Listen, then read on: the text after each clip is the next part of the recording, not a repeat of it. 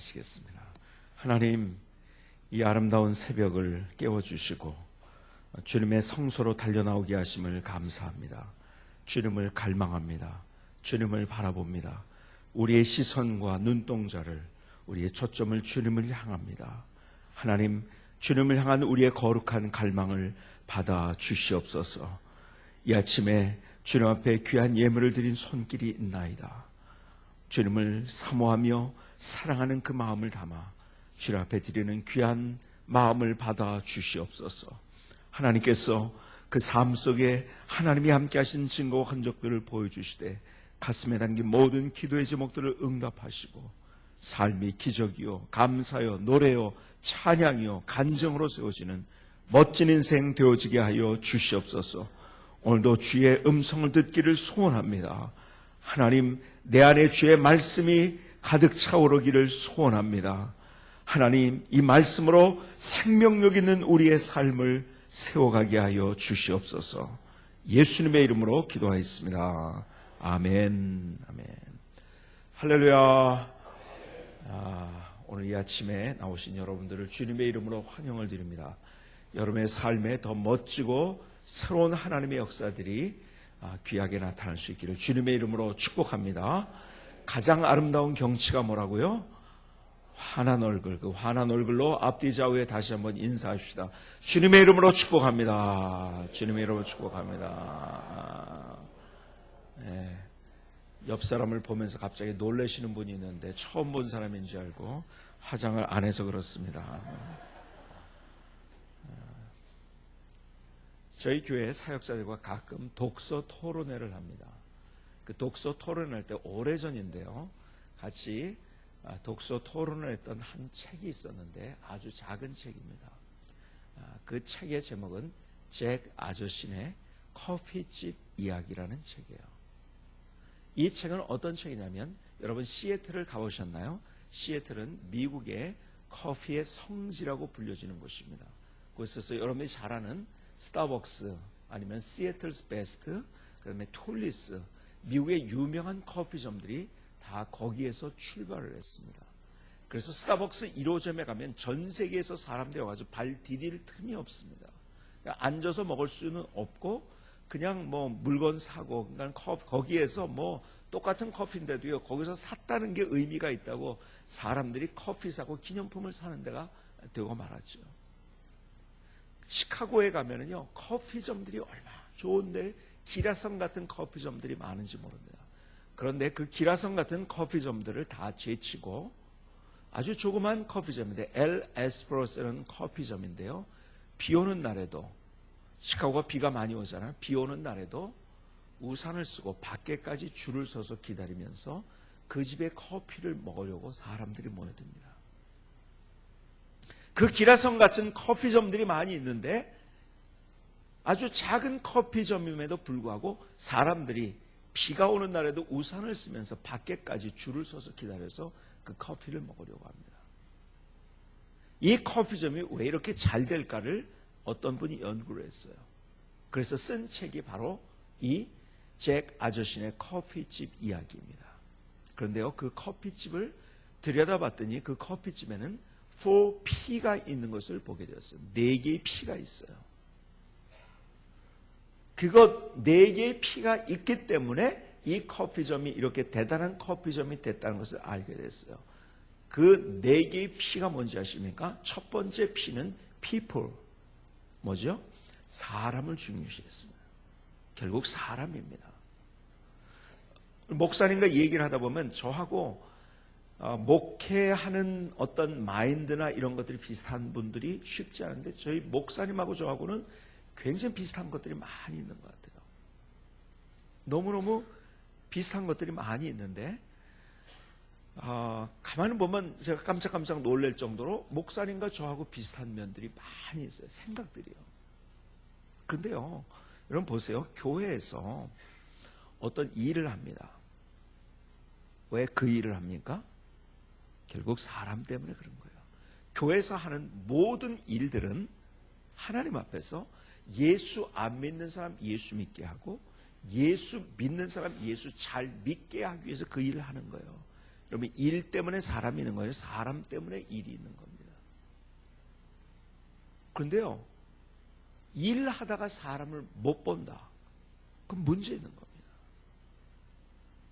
여러분, 사람이 중요한 거예요. 뭐 이 설명은 다 여러분에게 드릴 수 없고, 계속 두 번째 P는 뭐냐? 프로덕트. 뭡니까? 제품이 좋았습니다. 커피의 질이 좋았어요. 여러분, 커피가요, 커피를 아십니까? 커피. 사람들이요, 커피를 그렇게 많이 마시는데 커피가 뭔지를 몰라요. 여러분, 저는요, 제가 벌써 한 15년 내서 20년 제가 커피를 연구한 지가, 제가 스타벅스라는 커피점 때문에 제가 충격을 받아가지고 스타벅스에 대해서, 하워드 슐스에 대해서 연구를 하고 나서 제가 굉장히 그 스타벅스 때문에, 지금 뭐 이제 그보다 더 좋은 커피점들이 많이 생겼지만요, 얼마나 제가 충격받고 내가 그것 때문에 인생이 달라진 사람입니다, 저는. 그런데요, 잘 보세요. 여러분, 커피의 가장 중요한 게 뭔지, 생명이 뭔지 아십니까? 커피의 생명은 시간입니다. 아세요? 이런 얘기 들어보셨나요? 커피의 생명은 시간입니다. 무슨 얘기냐면, 커피를 일단 탔어요. 근데 2시간이 지났어요. 그러면 그런 커피로서의 가치는 다 없어지고 오히려 독이 된 겁니다. 여러분, 그 커피는 먹어서는 절대 안 됩니다. 음식 중에 제일 빨리 산화가 되는, 썩는 음식이 커피입니다. 근데 자기는 커피를 좋아한다고 마우병에다 집어넣고 새벽에 그걸 타가지고 하루 종일 가지고 다니다가 그걸 먹고요, 그리고 그 다음날 또 남았다고 또 먹고요. 커피의 커자도 모르는 사람입니다. 여러분, 커피의 생명은 시간입니다. 그러니까 타서 바로 잡수셔야 됩니다. 그래야지. 커피에 좋은 성분들이 있는데 그 좋은 성분들을 먹지 않고 여러분 늦게 진한 커피를 먹으면요, 독을 먹는 거예요. 독배를 마시는 겁니다, 여러분. 아십니까? 여러분, 가른 커피를 타기 전에도요, 그라인딩된 가른 커피가 있죠. 그 가른 커피도요, 사실은요, 이게요, 2, 3일 안에 먹어야 되는 겁니다. 일단 땄으면요. 어떤 사람은요, 제가 미국에 있을 때 보면 폴저라는 커피가 있는데 이만한 큰 통에 있어요. 그게 큰 통을 한꺼번에 사면은요, 싸다고요. 그걸 사놓고서 그걸 한번 열고서 1년 내내 그걸 먹습니다. 그건 독을 먹고 있는 겁니다.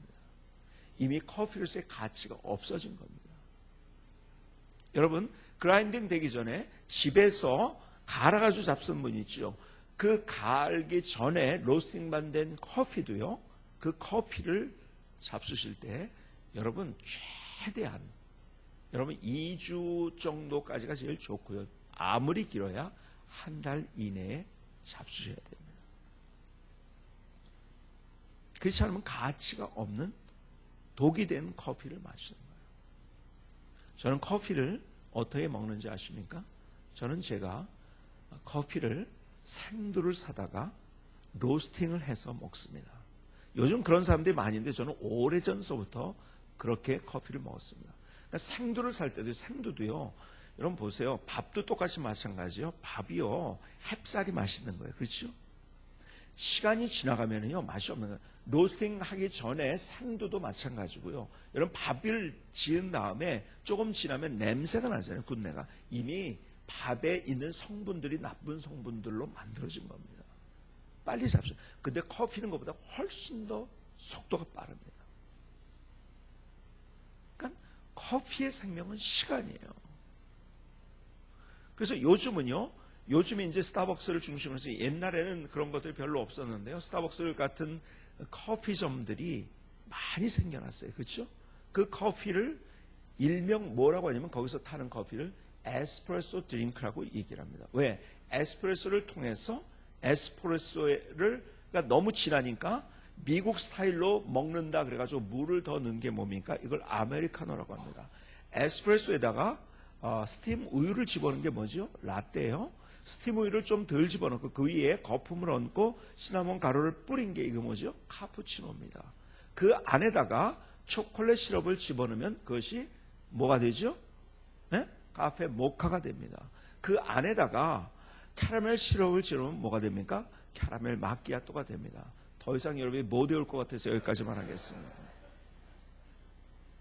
어쨌든 이 에스프레소 드링크를 하는 이유가 뭐냐면 즉석에서 타는 거거든요. 그렇죠? 그러니까 커피의 질이 좋은 거예요.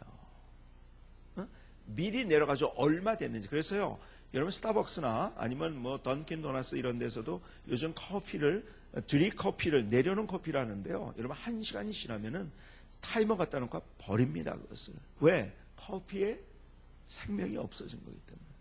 커피의 생명은 시간입니다. 오늘 아침에 이거 하나 여러분이 가져가도요, 여러분이 대단한 성과를 거두신 겁니다. 아십니까? 커피에 블랙으로 아무것도 넣지 않고 먹는 사람을 뭐라고 하는지 아십니까? 그런 사람을 고독을 즐길 줄 아는 사람이라고 합니다. 커피에 설탕 한 스푼을 넣는 사람은 어떤 사람인지 아십니까? 인생을 즐길 줄 아는 사람입니다.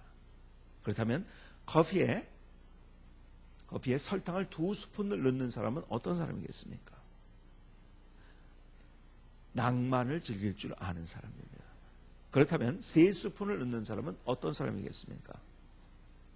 커피 맛을 쥐뿔도 모르는 사람입니다.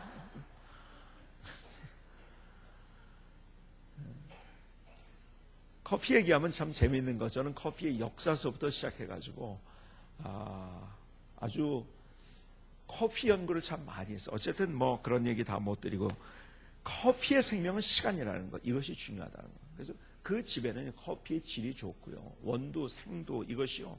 여러분들이, 저는 이제 아메리카노 같은 이제 에스프레소 드링크를 먹다가 요즘은 이제 뭐 드립 커피만 하는데요. 뭐 각 산지에 있는 커피의 맛을 제가 즐기는 것을 합니다. 그런데 이 커피점이 바로 엘 에스프레소 커피점이 이 뭐가냐면 제품이 좋았어요. 세 번째 P가 있습니다.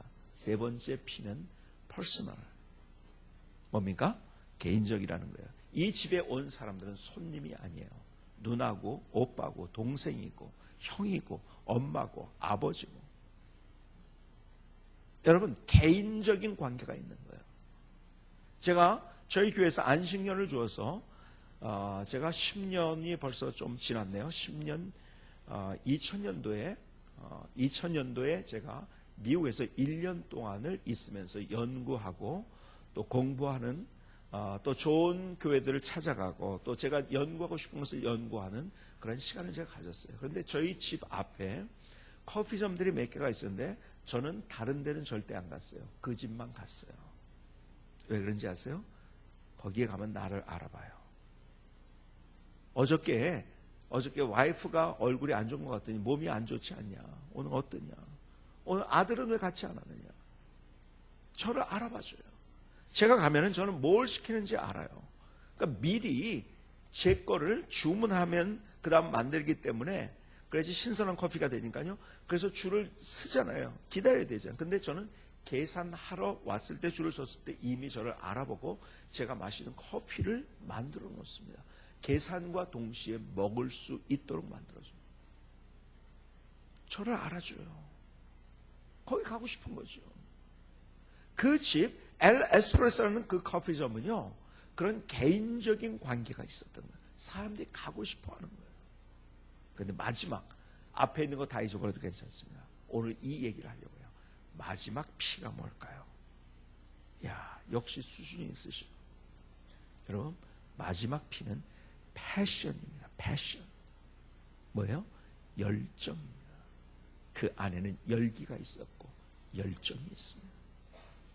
아무리 맛있는 집이라 할지라도 여러분, 음식점에 가가지고 싸늘한 집이 있잖아요. 더 가고 싶지 않아요. 그 집 안에는 열정이 있었어요. 오늘 저는요, 이 열정에 관한 이야기를 여러분과 나누려고요. 오늘 본문을 여러분들이 잘 보시면은, 누구든지 너로 억지로 오리를 가게 된 그 사람과 뭐라고요? 심리를 동의하고. 어느 날 하나님께서 제게 이 말씀을 밤에 묵상하는데요, 3가지 중요한 하나님의 마음을 알게 하셨어요. 이 말씀 속에서, 짧은 말씀 속에서. 그날 얼마나 제가 충격적으로 하나님의 말씀, 그리고 제가요, 그 깨달은 말씀 때문에 제가 제 물건에다 스티커를 붙여놓는데 제 스티커에다가 그때 깨달은 말씀을 붙여놨어요. 근데요, 세 가지를 다 이야기하자면요, 오늘 여러분이 출근을 못합니다. 저는 한 가지만 얘기할 거예요. 뭔지 아십니까? 오리를 가는 것, 그것은 그 당시 문화와 법에서는요, 당연한 거였었어요. 해야만 하는 의무입니다. 로마 군인들이 이거 가지고 너 오리 가자 그러면 가야 되는 법이고 그는 의무입니다. 근데 주님께서 오리를 가자고 할 때 오리만 가지 말고 뭐라고요? 심리를 가라. 너희들의 인생 할 수 없이 의무감으로 법 때문에 거기서 매여서 거기까지만 하는 인생이 아니라 의무감과 법을 뛰어넘는 열정으로 사는 삶을 살아라. 오늘 이 산상수훈에 주님께서 우리에게 말씀하신 중요한 주님의 마음, 주님의 심장이 뭔지 아십니까? 너희들의 인생 의무감을 뛰어넘는 열정으로 사는 삶을 살아라. 똑같은 일 해요. 그런데 어떤 사람은 피곤해요. 힘들어요. 짜증이 나요. 그 일하면서 화가 납니다. 왜 그런지 아십니까? 의무감으로 하니까요. 그런데 똑같은 일을 하지만 거기에 기쁨이 있어요. 감사가 있어요. 노래가 있어요. 찬양이 있어요. 왜 그런지 아세요? 열정이 있으니까요. 오늘 주님께서 우리에게 말씀하시는 것이 너희들의 삶, 의무감으로 살아가냐? 아니면 열정으로 살아가냐? 오늘 주님께서 우리에게 말씀하세요. 여러분, 헨리 포드가 이런 얘기를 했어요. 헨리 포드가 열정이 모든 발전의 토대다. 열정이 있으면 업적을 이룰 수 있지만 열정이 없으면 변명만 남는다. 열정이 모든 발전의 토대다. 열정이 있으면 업적을 이룰 수 있지만 열정이 없으면 변명만 남는. 왜 변명하는지 아세요? 열정이 없어서 그런 거예요. 여러분, 사람들과 약속을 했어요. 시간 약속. 늦어였고 그러고 나서 차가 막혀가지고. 아니, 서울 시내 차 막히는 거 처음 봅니까? 그건 열정이 없는 거예요. 제가 한 번은 제가 결혼식장에서 주례를 하고 내려오는데요. 몇 년 됐어요. 내려오는데 거기 직원 하나가 오더니 막 다급하게 저를 쫓아오는 거예요. 그래서 왜 쫓아오나 했더니요. 목사님, 주례 한 번만 더 해주세요. 왜 그런가 했더니요. 옆에 홀에서요. 예식기자를 따다나고서 이제 신랑 신부 입장하고서 시작하려고 하는데 누가 없는지 아세요? 주례가 없는 거예요. 알고 봤더니요. 주례자가 차가 밀려가지고 도착을 못하고 있는 거예요. 저는 이제 주례하기 전에 다 교육을 시키고 이러면서 이제 하는데 이거 다급한데 이거 일생에 한 번 있는 건데 이거 어떡합니까? 그래서 이거 알겠다고 그러면은 근데 하는 얘기가 뭐냐면 목사님 그런데 꼭 그 집은 교회 안 다니는 집인가 하나님에 대해서 성경에 대해서는 이야기하지 마시기 바랍니다 그러더라고요. 그래서 제가 알았다고 그랬어요. 알았다는 게 참 좋더라고요. 왜냐하면 제가 안 한다고 그런 건 아니잖아요. 그렇죠? 알았다고 그랬어요. 예, 알았습니다. 그래.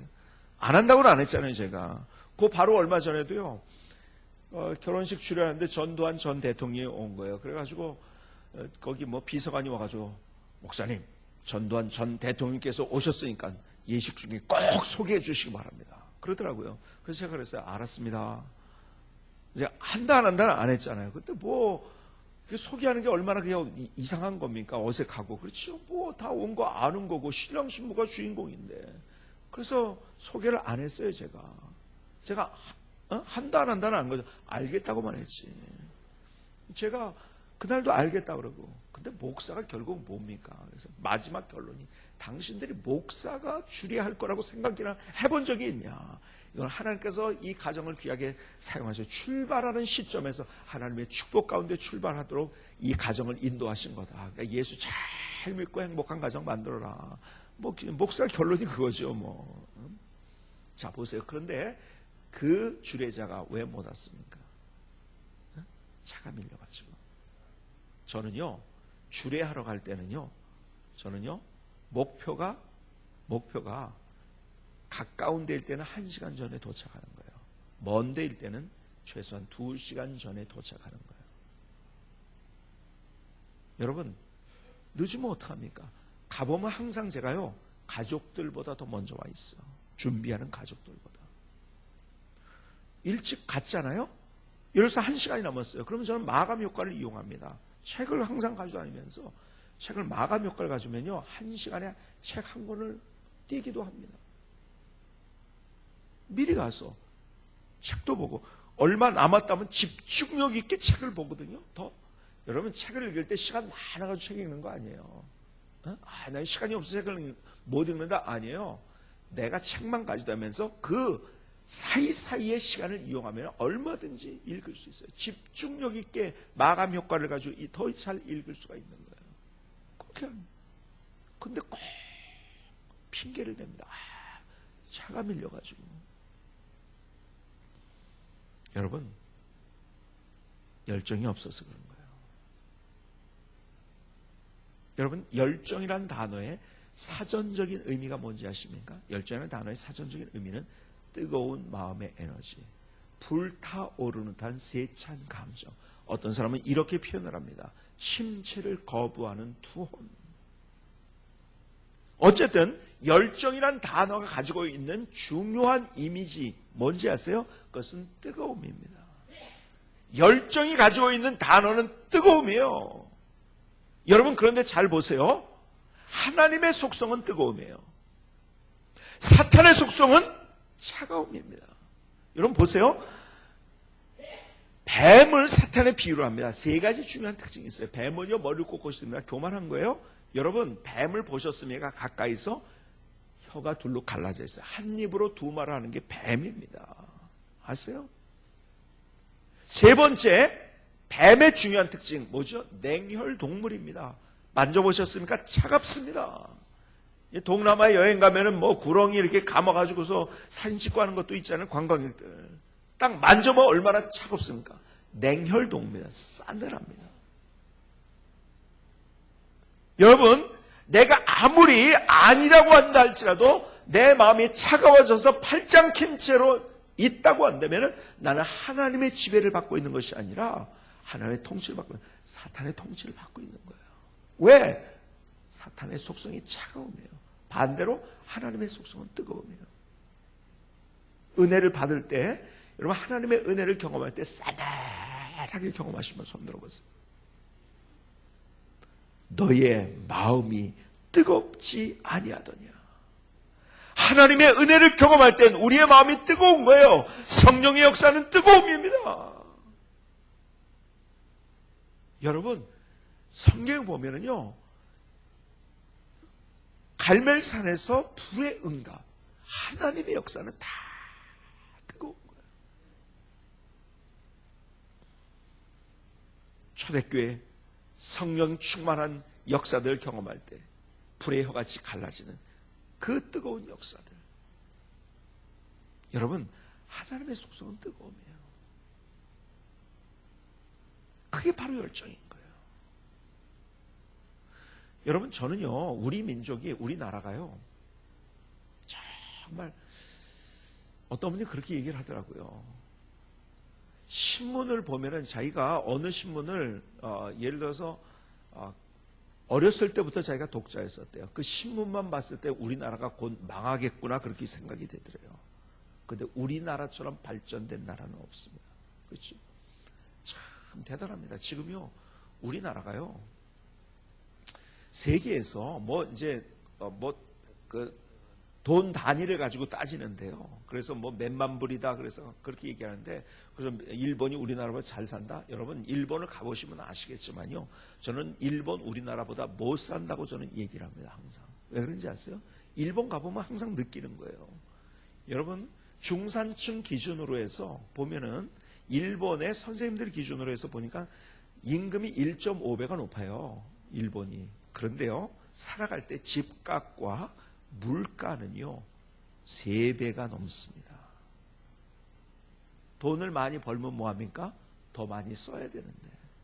그러니까 자일레톨 껌 같은 거요, 일반 이런 마트에서 살 때 똑같이 제가 비교를 해보니까 딱 3배더라고요. 우리나라 5,000원 할 때 거의 15,000원이에요.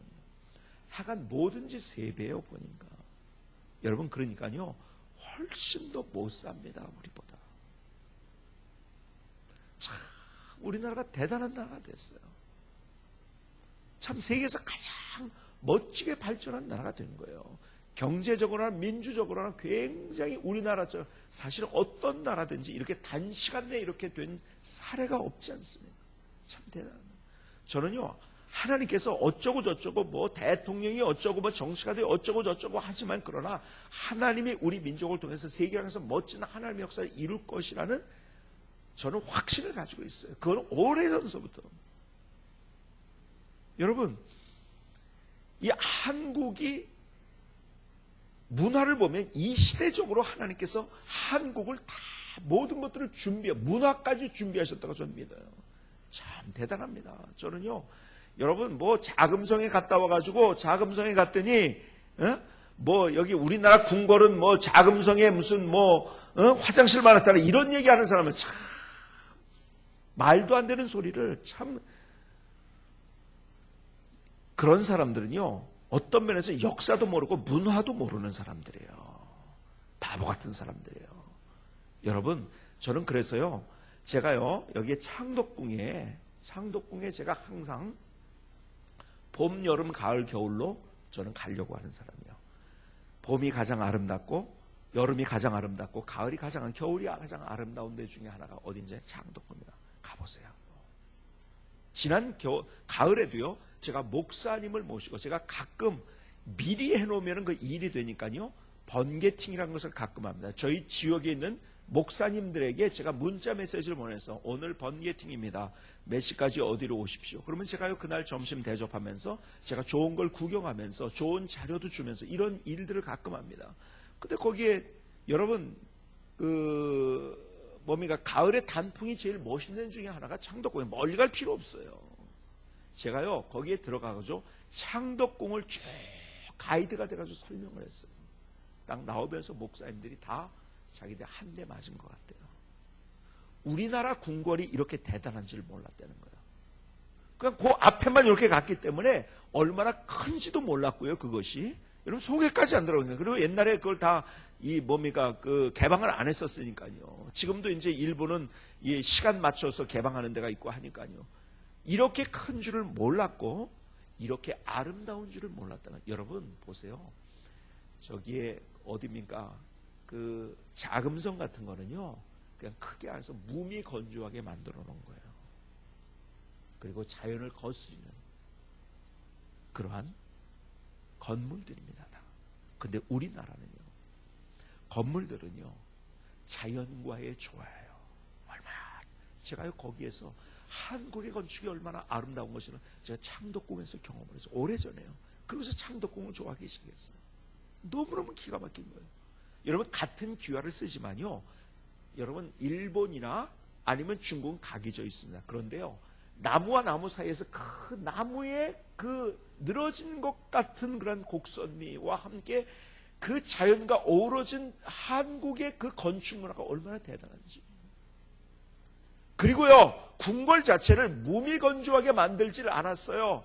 자연과의 조화로 만들어가지고요. 얼마나 멋있는지요. 여러분 창덕궁 꼭 가보시는 봄, 여름, 가을 그 도전해 보시기 바랍니다. 너무너무 기가 막힌 거예요. 여러분 한국의 문화는요. 자연과의 조화. 저는요. 어렸을 때 학교 다닐 때 저는 이러한 열등의식을 가지고 자라났어요. 솔직히. 왜 우리는 타지마할 같은 아니면 판테온 같은 콜로세움 같은 건물이 없을까? 여러분 보니까요. 우리나라는요. 그렇게 자연을 거스리는 건물을 지은 적이 없어요. 다 뭡니까? 뭐든지 보면 자연과의 조화예요. 이 시대의 화두가 자연과의 조화입니다. 여러분 우리나라 문화가 얼마나 대단한지 저는요. 너무너무 요즘 연구하다가 자랑스러운 거예요. 그것이. 너무 대단합니다. 여러분 우리나라가요. 요즘 IT가 발전한 이유가 뭐냐면 몇 가지 이유가 있다고 얘기를 하죠. 그 중에 하나가 한국 사람들이 가지고 있는 것 가운데 중요한 것은요. 깨끗한 걸 좋아합니다. 백이민족이었잖아요. 우리가 원래. 그렇죠? 그리고 보세요. 자기 집에 들어갈 때 신발을 벗고 들어가는 나라가 몇 나라 있을까요? 물론 신발을 안 신고 원래 안 신어가지고 벗고 들어가는 나라도 있어요. 신발 자체가 없기 때문에. 근데 신발을 신는 나라 중에서 벗고 자기 집에 들어가는 나라가 몇 나라 있을까요? 여러분 중국도 미국도 유럽 어느 나라도 다 신발 신고 들어갑니다. 신발을 벗고 들어가는 나라는 일본과 우리나라 정도입니다. 그런데 방에 들어갔을 때 일본은 방이 다듬이 방이에요. 그리고 우리나라 방은 뭡니까? 온돌이에요. 여러분 청소를 하고 빗자루로 쓸고 걸레까지 가지고 닦아서 먼지 한 점까지 없애는 나라는 유일하게 우리나라입니다. 아세요? 우리나라는 그렇게 깨끗한 것을 좋아하는 나라라는 거예요. 여러분 IT가 발전하려면요 깨끗해야 돼요. 먼지 한 톨이 없어야 되잖아요. 그 공장에. 우리는 그러한 문화 자체를 가지고 있어요. 여러분 IT를 얘기할 때 융합 문화를 얘기하지 않습니까? 그렇죠? IT를 얘기할 때 기술을 얘기하잖아요. 기술을 얘기하면 뭡니까? 우리나라 꼭 빠지지 않는 젓가락 문화 있잖아요. 여러분 대단합니다. 우리나라 젓가락 문화는요, 그건 정말 세계적인 거예요. 젓가락을 사용하는 나라가 일본도 있고 어디도 있죠? 중국도 있고요. 그렇죠? 근데 여러분이 거기 가가지고서 중국 가가지고서 선물로 젓가락을 사왔어요. 그 사용이 됩니까? 사용이 안 돼요. 왜 그런지 아세요? 거기는요 젓가락이 우리나라처럼 정밀하게 짚는 게 아니에요. 어떻게 합니까? 그냥 들이대고서 미는 수준입니다. 그러니까 크잖아요. 두껍잖아요. 우리는 가늘잖아요. 그렇죠? 제가요 어느 날 미국 사람 앞에서 콩자반을 딱 이걸 가지고 집어먹는데 이 사람이 놀라가지고 제가 서커스 하는지 아는 것 같아요. 표정이요. 그렇게 어떻게 놀라는 거 어떻게 그렇게 잡을 수가. 그 사람들이요 몇 달 연습해도 그렇게 안 됩니다. 어떻게 그렇게 아니 우리는 그 정도가 아니잖아요. 김치를 그걸로 찢어 먹는데요. 우리는 김치 속에 있는 머리카락을 그걸로 집어내는 수준인데요. 뭐 그거 가지고 뭘 그렇게 놀랍니까? 어떤 사람은 젓가락을 가지고 날아가는 파리를 잡았다는 전설도 있더라고요. 참 대단한 나라입니다. 이 기술이요 우리나라의 기술 대단한 거예요. 여러분 융합의 문화를 얘기하잖아요. 이제는 IT가 발전한 융합의 문화다. 그렇죠? 뭐 하나가 아니라 그것이 잘 어떻게 융합하는. 근데 우리나라의 융합의 문화의 대표적인 게 뭔지 아세요? 비빔밥.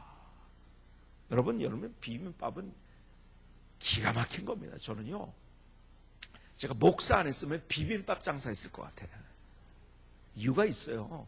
그냥 비빔밥이 아니에요. 저 부에노스아이레스, 저 산티아고, 저 뉴욕, 저 마드리드, 저 파리, 온 지구상에 어디에나 있는 멋진 제가요 두 가지를 구상했어요. 아주 싸게 어디서나 저렴하게 카페에서 먹는 것처럼 먹는 비빔밥, 그 다음에 고급 비빔밥. 이거를요 제가 딱 옛날에 토스트 유명한 석봉 토스트 대표를 만나가지고요 제가 이 얘기를 했더니 목사님 제가 다른 거 하려고 하는데 이걸로 돌리겠습니다. 지금 그거 준비하고 있을 거예요. 제가 비빔밥 장사를 어떻게 해야 될지를 30분간 그 사람 앞에서 강의를 했다니까요. 1대1로 개인 강의를 했어요. 목사님 그거 한번 해보겠습니다. 저한테 그러고 지금 준비 중입니다. 저는 세계를 석권하는 비빔밥. 저는 왜 세계를 석권할 수 있어요, 이것이. 마이클 잭슨이 우리나라에 와서 아침 비빔밥, 점심 비빔밥, 저녁 비빔밥 먹었다는 거 아닙니까? 아시죠? 뉴스에 났었잖아요. 근데 더 기가 막힌 것은요, 이 비빔밥이 얼마나 복음적이고 성경적인 음식인지 아십니까? 여러분, 비빔밥 먹을 때 맨 마지막에 꼭 넣어야 되는 거 하나가 있어요. 뭐죠? 고추장을 꼭 넣어야 됩니다. 예수님의 보혈이 담긴 음식이 바로 이게요. 비빔밥이에요. 너무너무 기가 막히지 않습니까? 거기서 끝난 게 아니에요. 마지막에 또 하나 집어넣어야 되는데 뭐가 하죠? 참기름 집어넣잖아요. 성령의 기름 부으심까지 있어요.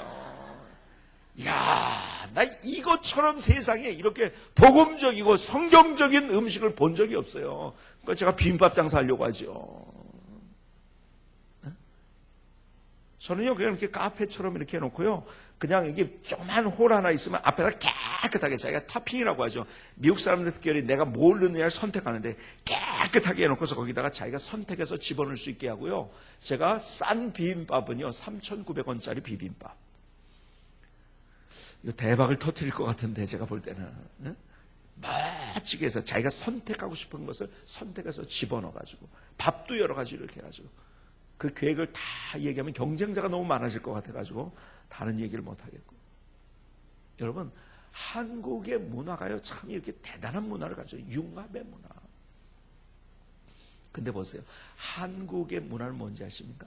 뜨거운 걸 좋아하는 문화예요. 우리는요, 일단 차가우면, 어떻게 스프 같은 거 먹습니다. 차가운 거. 우리는요, 뭘 먹더라도요, 국을 먹더라도 신설로 문화가 뭡니까? 앞에서 끓이면서, 브루스타에 그냥 콸콸 끓이면서 뜨거워야지 그제서야 맛있다. 아니, 어떻게 식어 빠진 스테이크를 갖다가 우리 먹습니까? 그냥 불판에다 구워가지고, 이러면서, 여러분, 일단 식으면 뜨겁지 않은 거는 맛이 없어요. 우리나라 문화가요. 자, 보세요. 제가 제일 좋아하는 음식 가운데 전주, 콩나물국밥. 제가 콩나물국밥을 참 좋아하는데요. 항상 이 뚝배기에다 가지고 식지 않고 끝까지 먹을 수 있게 해주잖아요. 그렇지? 우린 뜨거운 걸 줘. 그러니까요, 우리의 온돌 문화 유일하게 등에다가 따뜻하게 대고 자는 나라는 유일하게 우리나라입니다. 여러분, 서양 사람들이요, 우리나라에 와서 제일 놀라는 게 뭔지 아세요? 네? 공항에 와가지고, 호텔에 와가지고, 거기에 뭐 때문에 놀라는지 아세요? 화장실의 비데 때문에 놀랍니다. 아세요? 왜 놀라는지 아세요? 뜨거워서. 깜짝 놀랍니다. 그리고요, 너무너무 그거를 거부감을 느낍니다, 그 사람들은. 우린 뜨거운 게 좋은데요. 영국이나 유럽에 여행을 갔던 사람들이 거기 보니까 영국 사람이 너무 춥게 하면서 자고 있는 거예요. 야, 불쌍하다. 이런 불쌍한 게 아니에요. 그 사람은 싸늘한 걸 좋아합니다. 아세요? 뜨거운 거. 그러니까요, 콕 같은 거 음료수를 마실 때도 꼭 얼음을 넣어가지고 먹잖아요. 얼음을 꼭 넣잖아요. 그 사람들은 차가운 걸 좋아해요. 근데 우리는 뜨거운 걸 좋아하는 민족이에요. 얼마나 뜨거운 걸 좋아하는지요. 우리나라 문화 중에서 대표적인 문화, 찜질방 문화. 그렇게 뜨거운 데 들어가가지고서도 표현을 뭐라고 표현하죠? 야, 시원하다. 물속에 들어가서도 그럴 거예요. 그래서 지옥의 온도가 좀 올라갔다는 소식은 좀 들으셨죠? 하도 한국 사람들이 연습을 해가지고서 뜨거운 데 들어가가지고. 어쨌든 한국 사람은 뜨거운 것을 좋아해요. 세계에서 가장 큰 선교단체가 어디냐면 IMB라는 데요. 남침례교 해외 선교입니다. 남침례교 해외 선교예요. 거기 제일 큰 선교단체예요. 한 3천 몇백 명의 선교사를 파송했는데 얼마나 서포트를 잘하는지요. 기가 막힙니다. 하여간 그렇게 일단 선교사 파송했으면요, 누가 교회에서가 아니에요. 그 선교 거기에서 같이 모은 돈을 가지고요, 자녀 교육서부터 모든 필요한 것들을 완벽하게 해주면서 선교사를 파송합니다. 저희가요, 이동호 목사님과 함께 같이 IMB하고 한국에 있는 목사님들 같이 만났어요. 침례교 목사님들 같이 만나가지고 같이 선교 현장에서 만나니까 같은 전략을 가지고 같이 우리가 좋은 이 전략을 만들자 해가지고 같이 만났어요. 처음 만났을 때 거기에 제리 랭킹이라는 총재가요, 앞에 나와가지고 한국이 얼마나 대단한 나라인가를 연구를 해가지고 자기가 발표를 했어요. 그러더니요, 뭐라고 하는지 아세요? 눈물을 흘리면서 백인 중심으로 선교했던 것을 회개합니다. 그것이 지금으로부터 10년 전입니다. 그때 IMB에서는 한국 선교사를 파송을 안 했었어요. 지금은요, 한국 선교사들을 먼저 파송합니다. 그러니까 미국에 사는 한국 사람들 있죠. 그 사람들 먼저 파송해요. 이 사람이 여기서 얘기를 하다가 좀 밑으로 내려가더니요, 뭐라고 하는지 아세요? 한국 선교사들은 아무것도 없더래요. 자기가 보면 경험도 없고 전략도 없고 가진 것도 없고 아무것도 없더래요. 근데 미국 선교사들은 다 있더래요. 전략도 있고요, 경험도 있고요, 돈도 있고요, 모든 서포트가 잘 되고. 그런데 한국 선교사들과 미국 선교사를 비교하면 아무것도 없는 한국 선교사가 10배, 20배, 30배의 열매를 맺는 것을 자기가 봤다는 거예요. 그런데 한국 선교사 아무것도 없지만은 한국 선교가 가지고 있는 중요한 것 하나가 있더래요. 그게 뭔지 아세요? 열정이에요.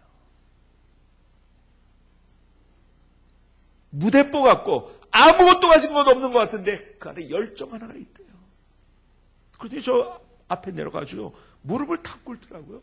그리고 우리한테 뭐라고 앉아서 나는 여러분들의 기도가 필요합니다. 나도 하나님의 그렇게 기름 부어 주실 수 있도록 나를 위해서 기도해 주십시오.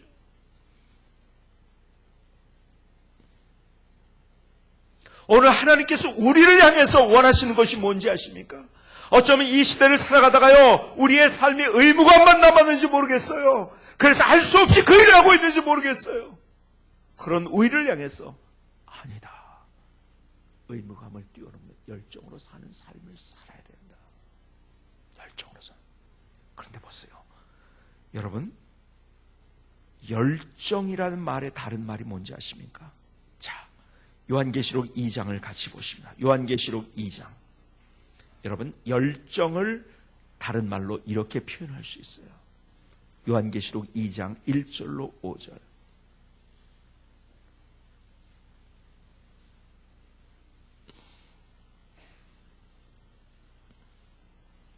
에베소 교회 사자에게 편지하라. 오른손에 7뼈를 붙잡고 7 금소대 사이를 건신이가 이르시되 내가 내 행위와 수고와 내 인내를 알고 또 악한 자들을 용납하지 아니한 것과 자칭 사도라 하되 아닌 자들을 시험하여 그의 거짓된 것을 내가 드러낸 것과 또 내가 참고 내 이름을 위하여 견디고 게으르지 아닌 것을 아노라.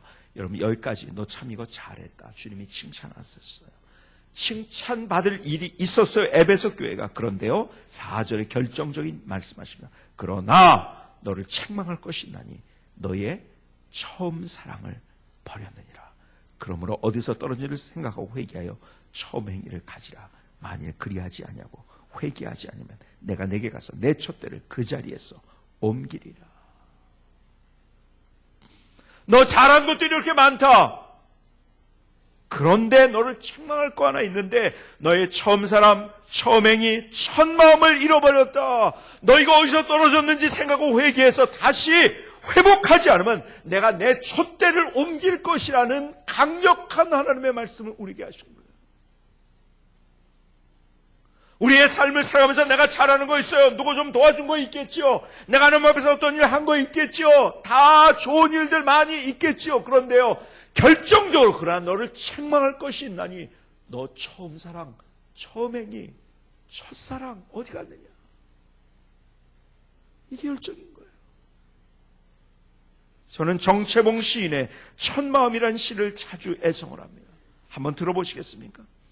1월 1일 아침에 찬물로 세수하면서 먹은 첫마음으로 1년을 산다면, 학교에 입학하여 새 책을 앞에 놓고 하루 일과표를 짜던 영롱한 첫마음으로 공부한다면, 사랑하는 연인들이 처음 눈을 맞던 날의 떨림으로 계속된다면, 첫 출근하던 날 신발끈을 매면서 먹은 마음으로 직장 일을 한다면, 아팠다가 병이 나은 날의 상쾌한 공기 속에 감사한 마음으로 몸을 돌본다면, 개업날의 첫 마음으로 손님을 언제고 돈이 적거나 밤이 늦으나 기쁨으로 맞는다면, 세례를 받던 날의 빈 마음으로 감격의 눈물을 글썽이며 교회에 다닌다면, 나는 너 너는 나라며 화해하던 그날의 일치가 가시지 않는다면, 여행을 떠나던 날 차표를 끊던 가슴 설레임이 식지 않는다면, 이 사람은 그때가 언제이든지 늘 새 마음이기 때문에 바다로 향하는 냇물처럼 날마다 새로우며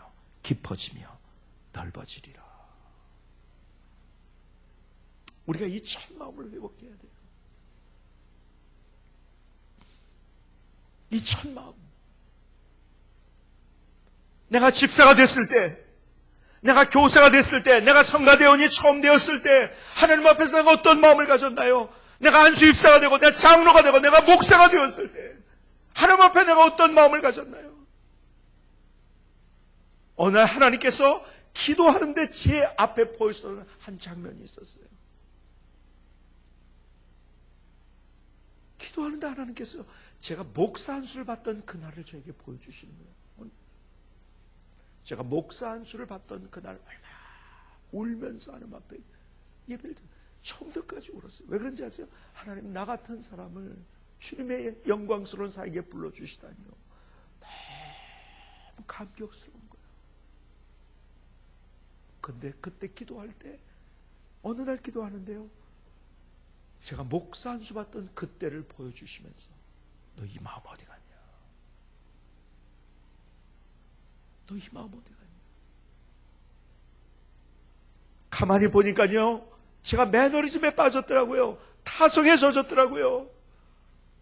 내가 목사 한 수를 받을 때 하나님 앞에 영롱한 마음이 있었는데, 떨리는 마음이 있었는데요, 제 마음이 하나님 앞에 감사하며 감격하며 설렘이 있었는데요, 하나님 나를 여기에 불러주시다니요. 하나님 나를 이렇게 초청하셔서 하나님의 일에 나를 불러주시다니요. 너무 감격스러워. 그 열정인 거예요. 그 첫 마음. 우린 다 그 첫 마음이 있어요. 그런데 나도 모르게 그것이 무뎌지고 차가워졌어요. 그런지 해봤는데 실패를 경험했거든요. 나 열심히 하려고 했는데 넘어졌거든요. 내가 열심히 하려고 했는데 사람들의 손가락질을 받았거든요. 오해를 받았거든요. 그러다 보니까 나도 모르게 점점 내 마음이 식어진 거예요. 그때 그 설렘, 그 뜨거움이 있었는데, 그 첫 마음이 있었는데 나도 모르게 그것이 점점 식어진 거예요. 그리고 어느새 보니까 내 마음은 싸늘해졌어요. 하긴 하는데 할 수 없이 타성에 젖어서 의무감으로 그 일하고 있어요. 힘든 거죠. 여러분, 열심히 하려고 하는데 상처받으면서 나도 모르게 그 모든 것이 식어졌어요. 어느 날 어떤 분이 저에게 이런 얘기를 하더라고요. 목사님, 저를 진짜 이해하고 제 마음을 알아주고 대화가 통하는 사람이 있어요. 누군지 아세요? 이분이 투석을 하는 분이에요. 사랑하는 가족들이지만 가족들보다도 나를 진짜 이해하고 나를 알고 나와 대화가 통하는 사람이 있어요. 그 사람은 나와 일주일에 3번씩 만나서 투석을 하는 사람이에요. 목사님, 투석하지 않는 사람은 투석하는 사람의 마음 몰라요. 눈물을 글썽이면서. 맞아요. 경험해보지 못하면 몰라요. 여러분, 항암을 해본 사람이 항암의 고통을 알아요. 3차 신경통에 걸려본 사람이 3차 신경통의 고통을 알아요. 여러분, 담임 목사 여러분 마음 안다고요? 절대로 모릅니다. 담임 목사가 돼보지 않으면 모르는 거예요. 경험하지 않으면 모르는 거예요. 근데 보세요. 여러분들의 그 상처, 아픔, 눈물, 실패, 여러분 누가 그걸 다 이해할 수 있습니까? 남편이 나를 이해한다고요? 아니요. 여자가 안 돼봤는데. 아내가 나를 이해한다고? 아니, 남자가 안 돼봤는데요. 나와 똑같은 경험을 한 사람은 아무도 없어요. 나의 실패, 나의 눈물, 나의 상처, 나의 그 모든 것들을 이해할 수 있는 사람은 아무도 없어요. 사실 그것 때문에 내 마음이 식어졌거든요. 그게 회복돼야 되거든요. 근데 아무도 이해하는 사람 없어요. 그런데 여러분들이 그것을 이해하는 유일한 한 분이 계세요. 누군지 아세요? 십자가의 주님. 갈보리 언덕의 십자가의 주님. 여러분, 갈보리 언덕의 십자가 육신적으로 얼마나 큰 고통이었습니까? 머리에 가시관을 쓰시고 양손과 양발에 대못으로 온몸에 창으로 찔리시고요, 채찍을 마시고 창에 찔리시고요, 기가 막히게 고통스러운 육신의 고통. 그런데 잘 보세요. 그 육신의 고통보다 더 큰 고통이 뭔지 아세요? 정서적인 고통이에요. 여러분, 뼛속 파고드는 그 대못, 그것 때문에 아픈 것보다 더 아픈 게 뭔지 아세요? 정서적인 고통이에요. 사람들이 다 떠나갔거든요. 아니, 배반했거든요. 아니, 저주까지 하면서 모른다고 부인했거든요. 십자가의 외로운 십자가, 가장 극한의 고독이 있었던 십자가예요. 사람들이요, 뺨을 때립니다. 예수님을요, 침뱉음을 당하셨어요. 밑에서 소리를 지, 야, 네가 무슨 하나님이, 너도 구원 못하고 누구를 구원하는데 알지도 못하는 사람들이 거기서 그러고 있는데요. 하나님의 구원의 계획을 알지도 못하는 그 사람들이 거기서 놀리고 있을 때 그 마음이 얼마나 참 가슴이 시렵겠습니까?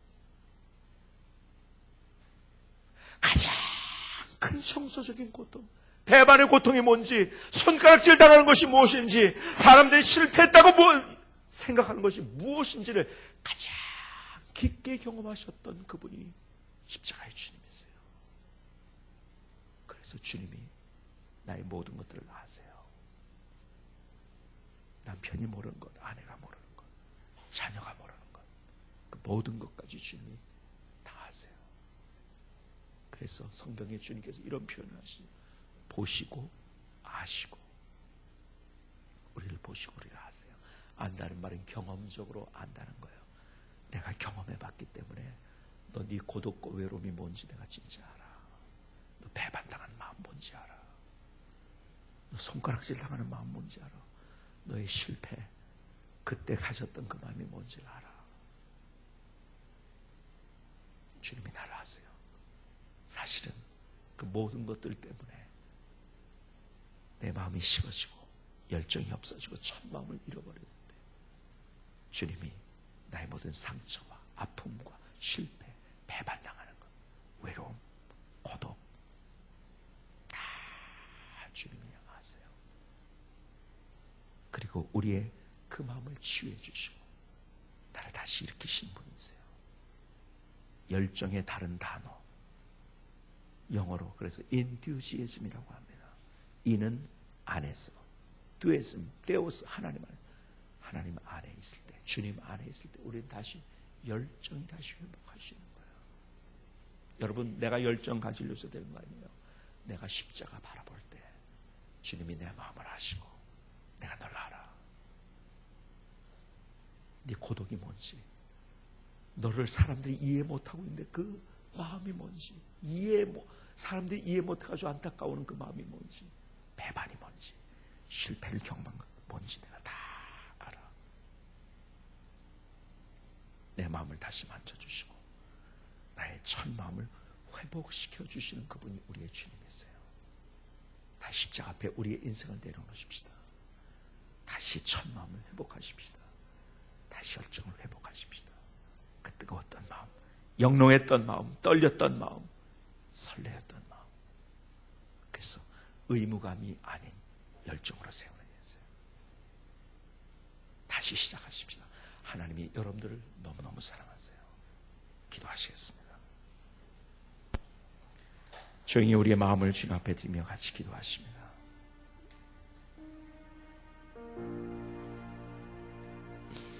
갈보리 언덕의 십자가를 바라보지 않겠습니까? 사실 내가 첫 마음, 그 열정을 내가 잃어버리려서 잃어버린 거 아니에요. 살다 보니까 실패를 경험하거든요. 사람들이 나를 알아주지 않거든요. 이해하지 못하거든요. 때로는 조롱을 받거든요.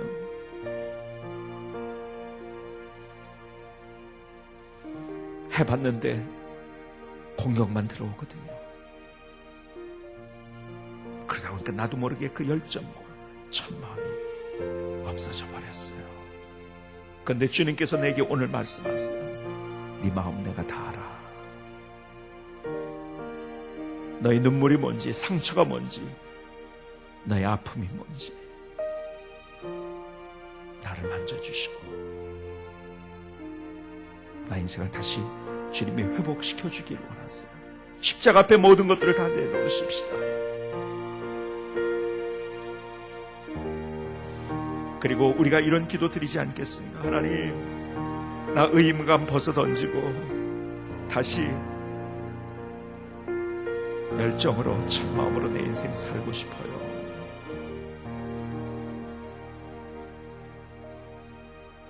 주님, 능력 주세요. 오늘 하나님 앞에 우리의 마음을 드리며 같이 기도하십니다. 조용히, 그러나 정말 뜨거운 마음으로. 하나님께서 여러분들의 삶을 다시 회복시켜 주시고 새롭게 만들어 주실 거예요.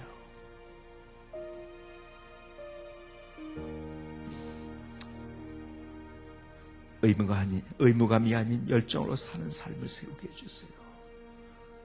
오늘 십자가 앞에 나의 인생을 내려놓으시면서 계속 기도하시기 바랍니다. 주님,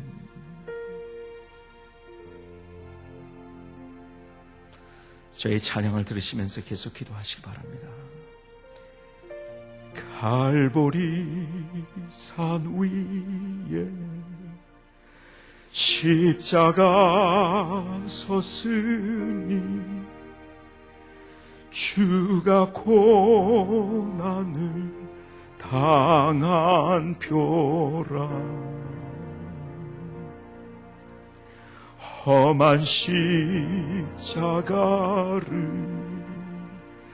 내가 사랑하무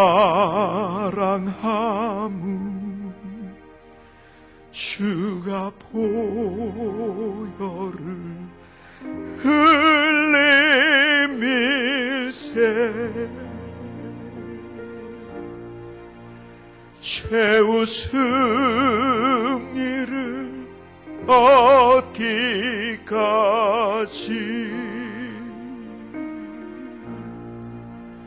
주의 십자가 사랑하리.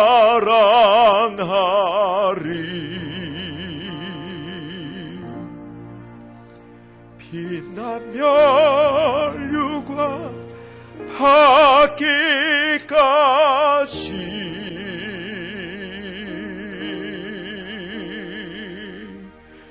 험한 십자가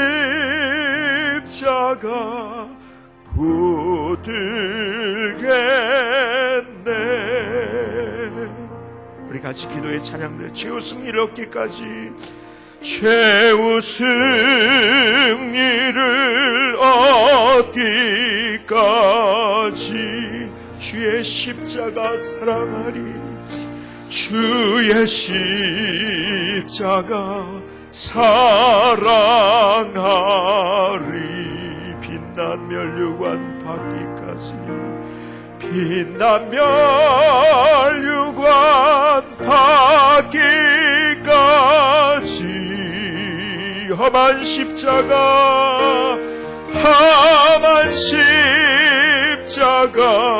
붙들겐 최후 승리를 얻기까지 주의 십자가 사랑하리. 최후 승리를 얻기까지 주의 십자가 사랑하리. 주의 십자가 사랑하리. 빛난 멸류관 받기까지 빛난 멸류관 받기까 험한 십자가 험한 십자가 험한 십자가 험한 십자가 붙들겠네.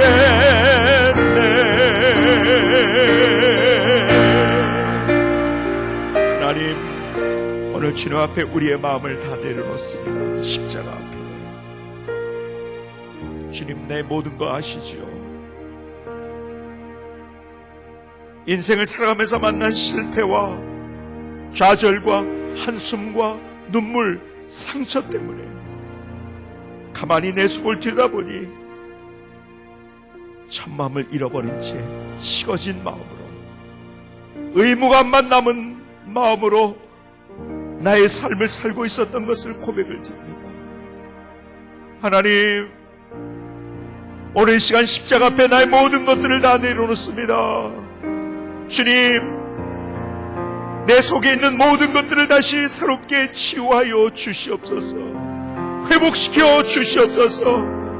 다시 첫 마음을 내 안에 갖기를 소원합니다. 열정을 담기를 소원합니다. 의무감을 벗어던지고 열정으로 일어서기를 원합니다.